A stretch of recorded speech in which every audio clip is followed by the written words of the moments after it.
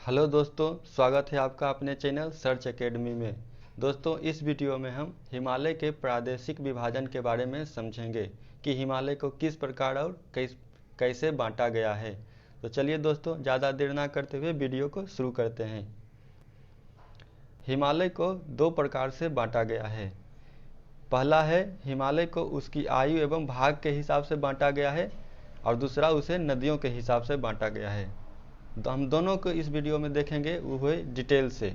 चलिए दोस्तों, शुरू करते हैं। भाग एवं आयु के हिसाब से हिमालय को चार भागों में बांटा गया है: ट्रांस हिमालय, बृहत हिमालय, मध्य हिमालय एवं शिवालिक श्रेणी। इन चारों को हम आगे डिटेल से देखेंगे। तो चलिए तो देखते हैं। ये मैप से भी हम आगे समझेंगे। पहले देख लेते हैं ट्रांस हिमालय। ट्रांस हिमालय को चार भागों में बांटा गया है: काराकोरम, लद्दाख, जास्कर एवं पीर पंजाल। अर्थात अगर ये महान हिमालय इसे समझा जाए तो ट्रांस हिमालय इसके पीछे का भाग है, जिसमें काराकोरम श्रेणी पहले आती है, फिर लद्दाख श्रेणी, फिर जास्कर श्रेणी और फिर पीर पंजाल श्रेणी। दोस्तों, इसे आपको उत्तर से दक्षिण की ओर क्रम में याद करना है। ये इसी प्रकार से है: पहले काराकोरम, फिर लद्दाख, फिर जास्कर, फिर पीर पंजाल।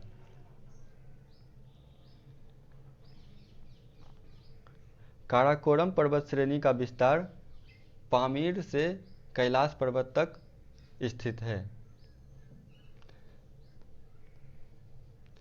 काराकोरम पर्वत में कई ऊंची ऊंची चोटियां हैं, जिसमें से K2 एवं K4 इस पर्वत श्रेणी की सर्वाधिक ऊंची चोटियां हैं। जिसे K2 को तो आप जानते ही होंगे, इसे गॉडविन ऑस्टिन कहा जाता है, लेकिन K4 को गैसरब्रूम की चोटी कहा जाता है।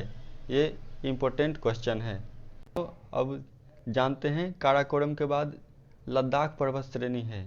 लद्दाख पर्वत श्रेणी की राकापोसी चोटी विश्व की तीव्रतम ढाल है।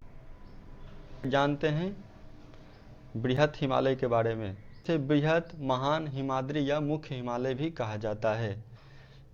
बृहत हिमालय की औसत ऊंचाई 6100 मीटर है।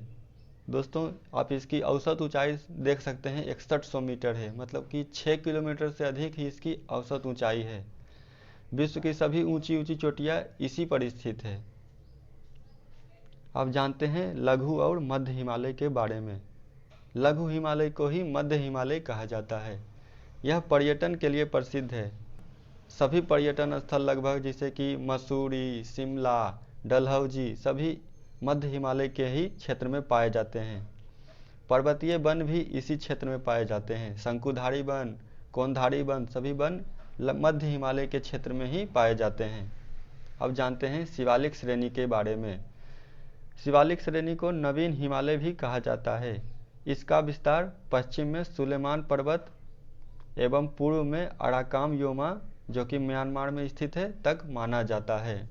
दक्षिण पूर्वी विस्तार अंडमान निकोबार तक भी माना जाता है। अब दो जान लेते हैं कि ट्रांस एवं बृहत हिमालय को अलग करने वाली रेखाओं के बारे में। यहाँ से आपको महत्वपूर्ण प्रश्न बनते हैं जो कि परीक्षा में अक्सर पूछे जाते हैं। ट्रांस एवं बृहत हिमालय को अलग करने वाली रेखा को सचर जोन कहते हैं। अर्थात दोस्तों, अगर ये मान लीजिए कि ये ट्रांस हिमालय है, उसके बाद ये बृहत हिमालय है, उसके बाद ये लघु हिमालय है, उसके बाद ये शिवालिक श्रेणी है, तो इन दोनों के बीच में अगर कोई रेखा इसे अलग करती है तो इसे सचर जोन कहा जाता है। यही इसमें बताया गया है कि ट्रांस और बृहत हिमालय को अलग करने वाली रेखा सचर जोन कहलाता है। बृहत हिमालय एवं मध्य हिमालय को अलग करने वाली रेखा मेन सेंट्रल थ्रस्ट कहा जाता है।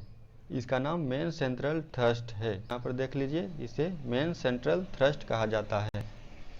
मध्य हिमालय एवं शिवालिक को अलग करने वाली रेखा को ग्रेट बाउंड्री फोल्ड कहा जाता है। ये तीनों रेखाएं आपसे अक्सर एग्जाम में पूछी जाती है, तो इसे आप ध्यान से देखेंगे।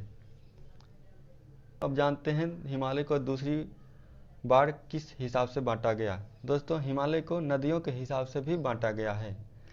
जैसे कि अगर मान लीजिए हिमालय का विस्तार यहाँ से यहाँ तक है, तो ऊपर में सिंधु नदी निकलती है। इसके बाद सतलज नदी निकलती है, फिर काली नदी, तीस्ता, फिर दिहांग। इस प्रकार नदियों के हिसाब से बांटा गया है।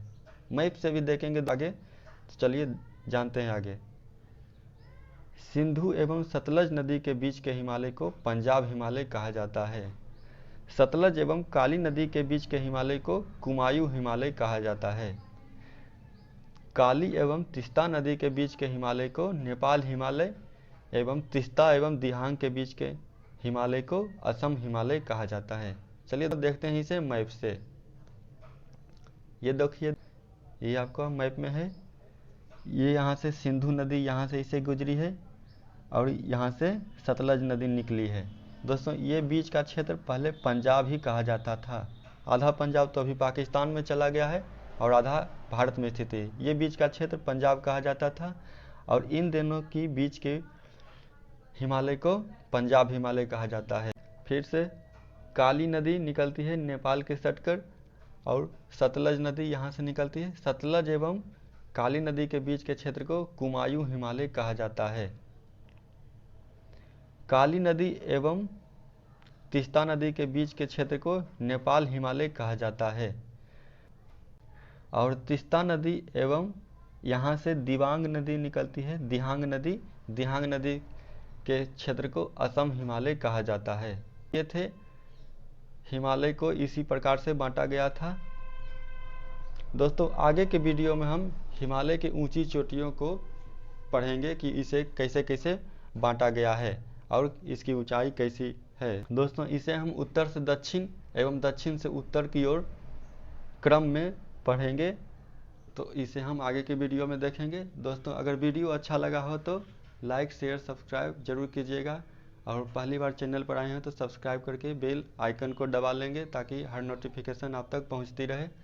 मिलेंगे दोस्तों अगले वीडियो में, तब तक के लिए धन्यवाद।